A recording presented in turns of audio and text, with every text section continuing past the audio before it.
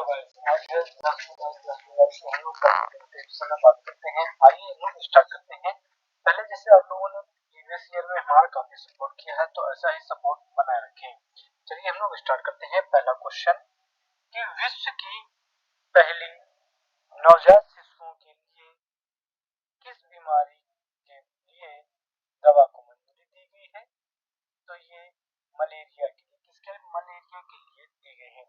बात करें कि शिशुओं को बहुत छोटे बच्चों के लिए उपयुक्त दुनिया की पहली मलेरिया उपचार को उपयोग के लिए मंजूरी दी गई है।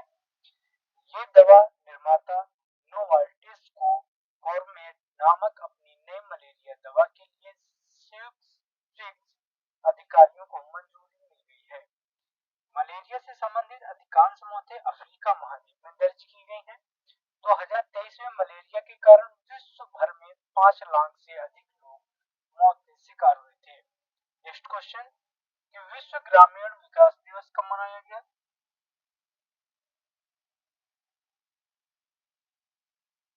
विश्व ग्रामीण विकास दिवस कब मनाया गया? ये 6 जुलाई को मनाया गया है। बात करें कि ग्रामीण समुदायों में जीवन स्थितियों पर प्रकाश डालने के लिए वैश्विक पहल के रूप में 6 जुलाई 2025 को पहला विश्व ग्रामीण दिवस मनाया गया। यह संयुक्त राष्ट्र द्वारा संचालित होता है। संयुक्त राष्ट्र संकल्प के मुख्य विषय और प्राथमिकताएं क्या है? तो ग्रामीण गरीबी को समाप्त करना है, खाद्य सुरक्षा को संदर्भित करना है, डिजिटल समावेशन सम्मिलित है, लैंगिक समानता होगा, जलवायु में लचीलापन होगा और अवसंरचना तक पहुंच होगी। नेक्स्ट क्वेश्चन कि आरबीआई वित्तीय स्थिरता रिपोर्ट 2025 के विषय में बात करनी, क्योंकि इससे इम्पोर्टेंट टॉपिक रहता है, इससे क्वेश्चन आने के काफी चांसेस भी होते हैं। बात करते हैं कि 2024 में भारत की जीडीपी 6.5 बढ़ी, जो प्रमुख अर्थव्यवस्थाओं में सबसे अधिक है। मई 2025 में मुद्रास्फीति 2.82 तक गिर गई है, जो फरवरी 2019 के बाद सबसे निचला स्तर है। 2024-25 में कुल निर्यात रिकॉर्ड 824.9 मिलियन अमेरिकी डॉलर तक पहुंच गया है। सकल गैर निष्पादित परिसंपत्ति अनुपात कई दशकों के निचले स्तर 2.3 पर आ गया है। शुद्ध गैर निष्पादित परिसंपत्ति अनुपात गिरकर सिर्फ 0.5 रह गया है। नेक्स्ट बात करते हैं कि शेक्सपियर पर पुस्तक का विमोचन किया है कि यह किस अधिकारी ने किया है? तो पूर्व आईपीएस अधिकारी पी.एस. रवि हैं। ये सेवानिवृत्त आईपीएस अधिकारी पी.एस. रवि ने 7 जुलाई को हैदराबाद में सम्मानित अधिकारियों और साहित्य प्रेमियों की मौजूदगी में अपनी पुस्तक confessions of A Shakespeare addict का विमोचन किया है। यह पुस्तक शेक्सपियर में उनकी आजीवन रुचि की कहानी बताती है और उनके जुनून को साझा करने में कई लोगों ने इसका जश्न मनाया। नेक्स्ट क्वेश्चन, किस देश ने भारतीयों के लिए गोल्डन वीजा शुल्क घटा है? तो वो यूएई ने घटाया है। संयुक्त अरब अमीरात सरकार ने भारत और बांग्लादेश के निवासियों के लिए पायलट नामांकन आधारित गोल्डन वीजा कार्यक्रम शुरू किया है।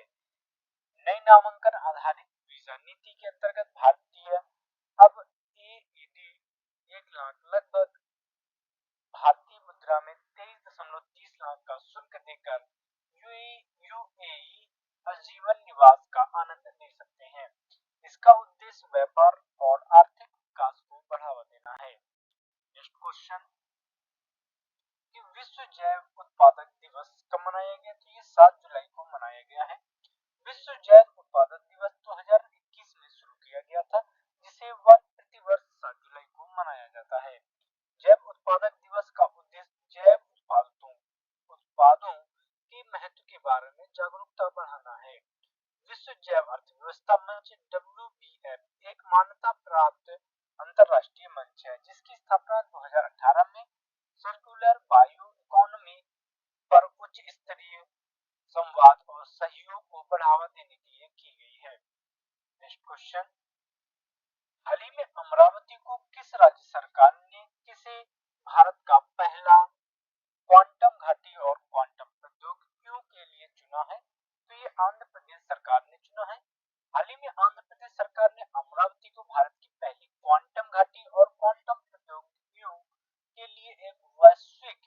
केंद्र में बदलने के लिए अमरावती क्वांटम घाटी की घोषणा की है।